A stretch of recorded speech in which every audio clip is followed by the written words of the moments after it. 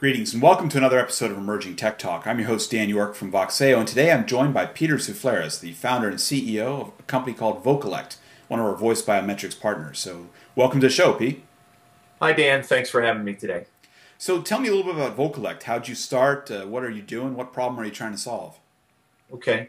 Well, Vocalect was founded in the spring of 2009.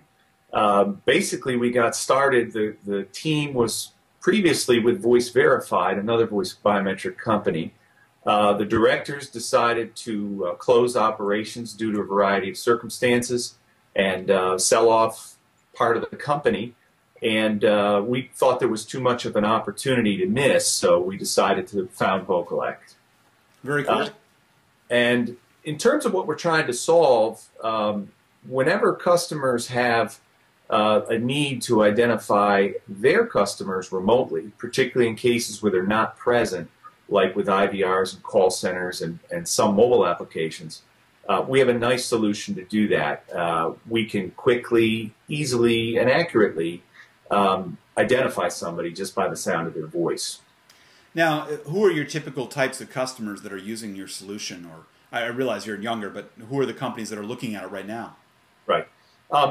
Much the same as the companies that have been looking at it for the last several years. So these are companies that are have high volume call centers, have a need to protect customer identity, so they tend to be regulated. You can think about banks and financial institutions, insurance companies, healthcare companies, even telecommunications companies. So those are the ones that they're either some regulatory guidance or some sort of mandates or security programs that they're trying to follow, where this really makes a lot of sense. Cool. Now, you mentioned that people have been looking at it for a while. You know, voice biometrics has been around for many years. What are some of the barriers you've seen to having people adopt it? Well, a lot of what's happened, and you're right, the technology started back in the 50s, and they've been around for many, many years. A lot of what is going on is relative to computing power. So really in the last few years, telephony's been good enough, servers and processing have been good enough to do this on larger scale. So it's really only been more practical, I would say, in the last few years. In terms of adoption, probably the biggest thing is just understanding. People haven't been using it. You know, there's more of this over in Europe and Asia, obviously. It's starting to come to the United States. There's a few deployments that are going on.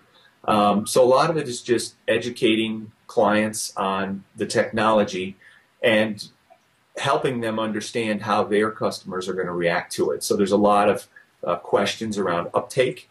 What are consumers going to want to do? Will they want to speak? Are they worried about Big Brother? So it's not really as much a technical problem anymore, I don't think. I think it's more of a training problem. There's been pins and passwords and other techniques that have been used for so long. We really just have to change behavior in certain cases. Interesting. Now, what makes Vocalect different from the other players that are out there?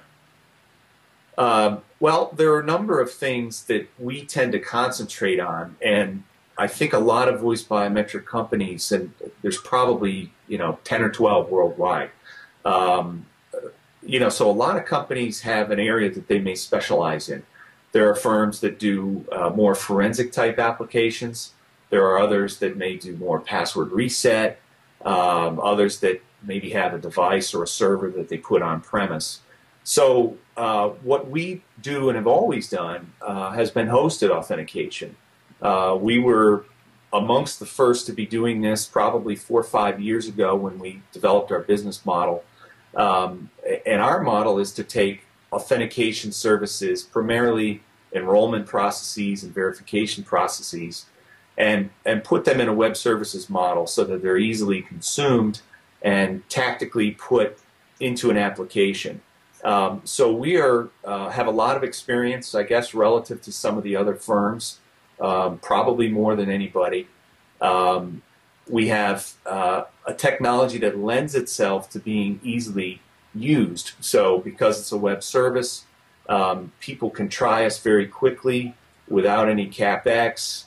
They can connect up, make a decision, move on. we're focused on this too. So we don't have tons of applications. We're not doing speech reco. In addition to this, we don't have other line offerings. So not only do we have the experience, we have the focus of just sticking with this. And the other thing is we have multiple biometric engines. Some companies have only one engine. So we have different engines, and these different engines have different algorithms, different prompting techniques, and some are better in certain circumstances than others. So you may have a case where one particular engine works better in natural speech, another particular engine works better if you want to do passphrases, etc. So we have that kind of flexibility to offer our customers, which we feel is unique as well. Interesting. So kind of where do you see the trends, or have you seen an uptake? I mean, we've all seen an uptake in biometrics. What do you think is driving that? What are the trends you're seeing in the biometric industry in general, or the acceptance of it? Well, it's acceptance. So after a number of years of educating the market and a lot of successful trials and pilots, people know that it works. That's been proven that a properly deployed voice biometric will work. People understand false accept rates, false reject rates. They understand the integration touch points, the security issues around the voice biometrics, securing the channel, securing the voice print. So a lot of the groundwork has been done. And right now, people are accepting it more and more. The focus groups, the pilots, they're seeing that they can kind of take that next step. So I think that's really been just a natural process that has finally reached its time, its due, if you will. I'd also probably say that the economy of the prior 12 to 18 months put a damper on a lot of activity that had started prior to some of the economic issues that occurred here in the country and worldwide. So I think there's a little bit of pent-up demand and projects that have been slated and discussed and talked about 2 years ago that are finally going to be retracked. So I think it's kind of a combination of those things. Great. So where can people learn more about Vocolect and your services? Well, of course, going to Vocolect's website, which is www.vocolect.com, visiting some of the partners that are indicated on the website. We'll be at various trade shows such as Speech Tech throughout the year, and we'll be putting out blogs and other things. So there should be a fair amount of electronic access to Vocolect, and as we're pushing out some of our current deployments, we'll be releasing case studies and things of that nature. Great. Well, thank you for your time, Pete. Thanks for having me, Dan. I've been speaking with Peter Soufleris, the founder and CEO of Vocolect. For more information about using voice biometrics on the Voxeo platform, you can go to www.voxeo.com/biometrics. Thanks for watching.